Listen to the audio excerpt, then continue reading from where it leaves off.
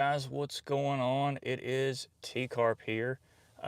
Just doing a live to talk about kind of wanted to talk about the show Extracted a little bit. It's a new show on Fox, and really enjoy it. Um, really enjoying it so far. Like, I'm watching it with my kids, which I like because it's a way for me and my kids to watch survival stuff. I love survival stuff, and if you didn't know, it's a way for me and the kids to watch a survival show and still have that conversation about it.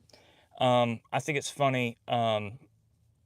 You can you can do you can kind of do you can look at this show and see the good, the bad, the ugly of survival, and I think that's honestly pretty wild.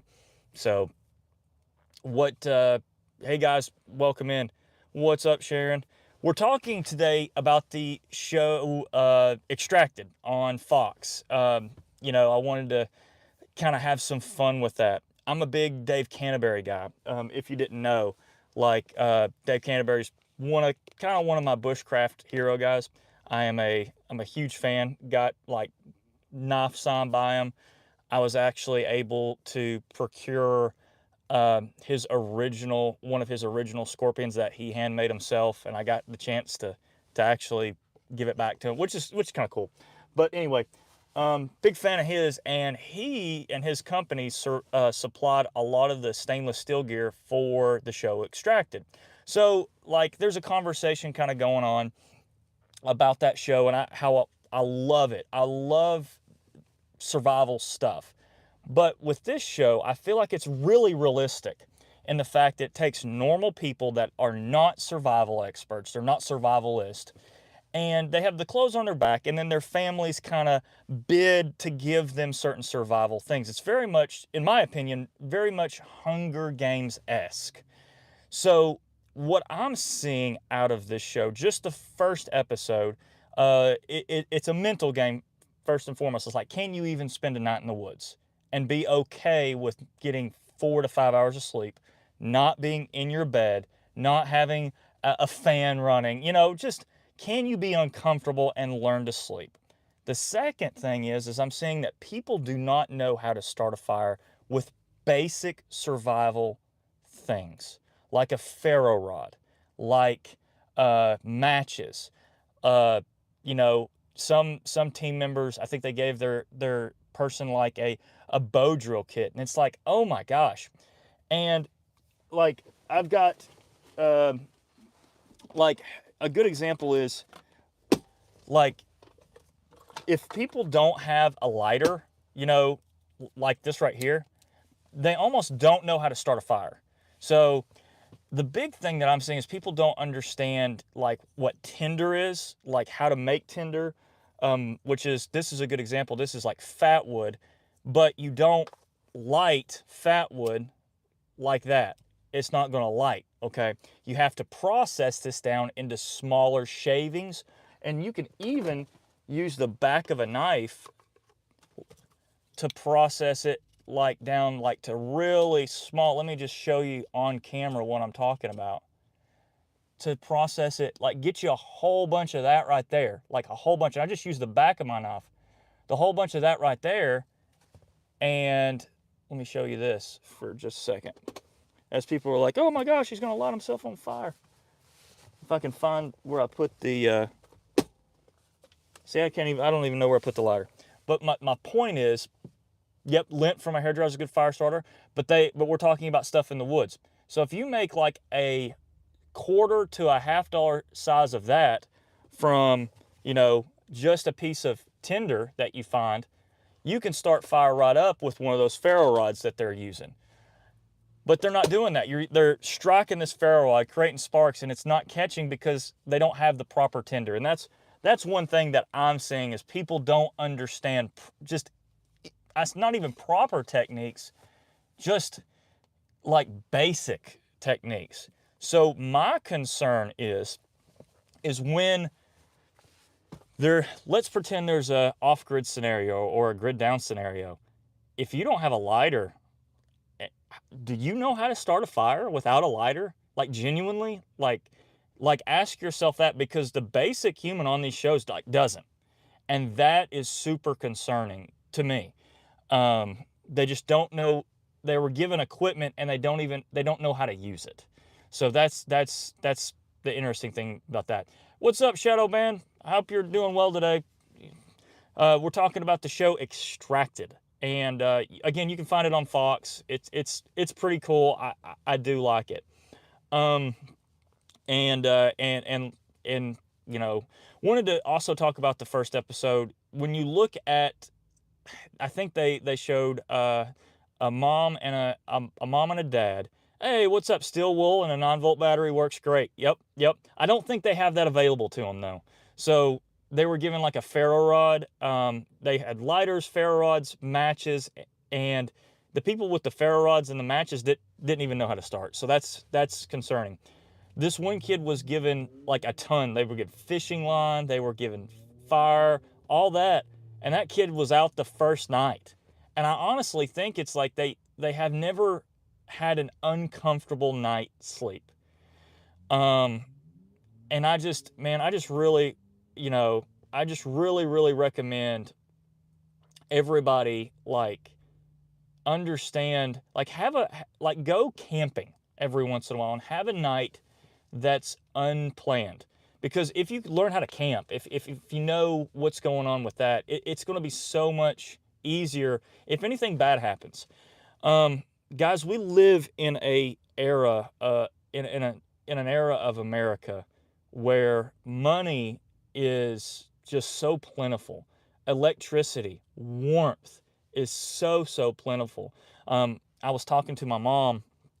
My grandmother turned 86, I think, 2 weeks ago, and we were talking. She remembers, a coal shaker stove. Like that's how they warmed their house. They had to, fire and starting fire and those implements was a part of their daily life. Learning knife skills, learning just basic things without electricity.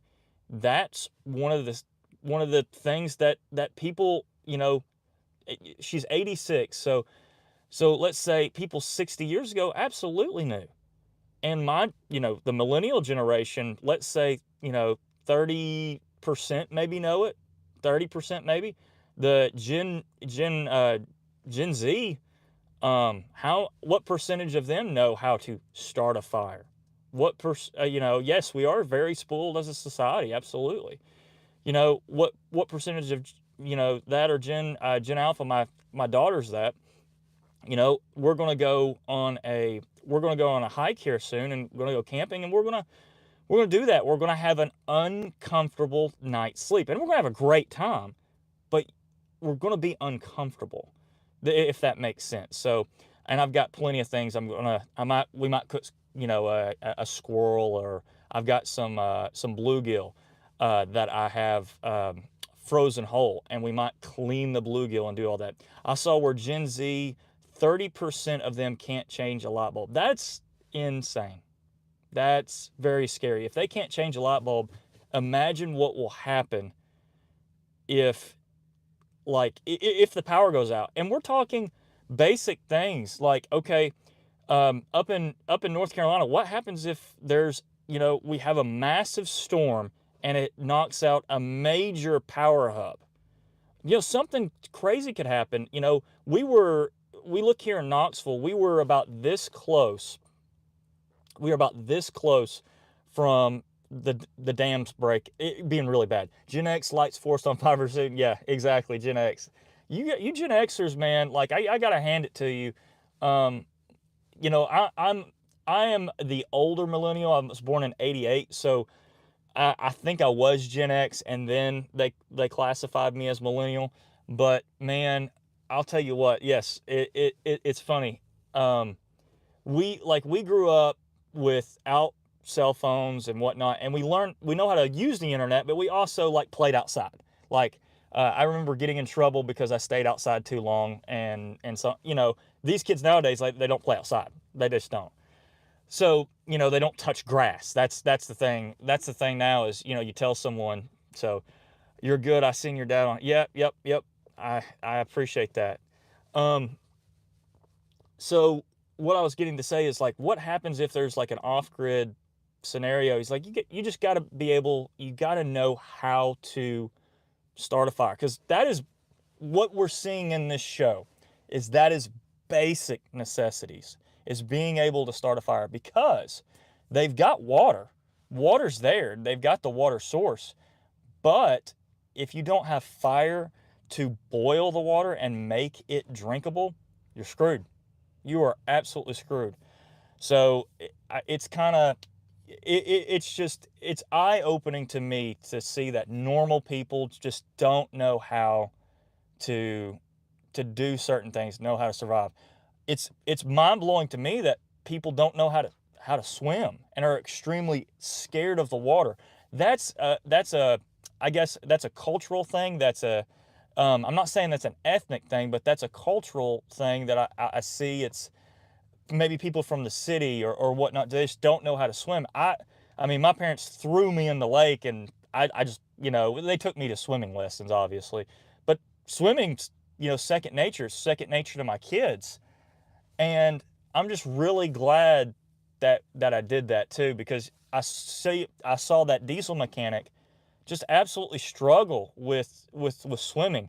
There was one guy that's like, I'm not getting in the water. And it's not that he didn't have a raft. The raft would keep him afloat. He wouldn't drown. But I genuinely think that there was a mental block that was like, no, I'm so scared of this water. I'm not going to worry about shelter or anything of that matter or starting a fire. It's just like, I'm scared of the water. That is a mind blower to me too, because let's pretend, again, survival scenario. Let's pretend that like for me, I have to cross the Tennessee River, or the Tennessee River splits East Tennessee kind of in half, right? So if you had to cross the Tennessee River, could you do it? Could you do it with supplies? Yeah, it's very, it's just an interesting concept to look at. But but the show Extracted, look at it. They've got 2 episodes available right now. The first episode was pretty good. You got to watch that. The second episode, I think, is getting in the nitty gritty. So anyway, but I like these little lives. I'm going to, continue to do them. This is just kind of quick, easy, down and dirty. But guys, I love y'all. Y'all be good. Thanks for watching. This is TCARP signing out.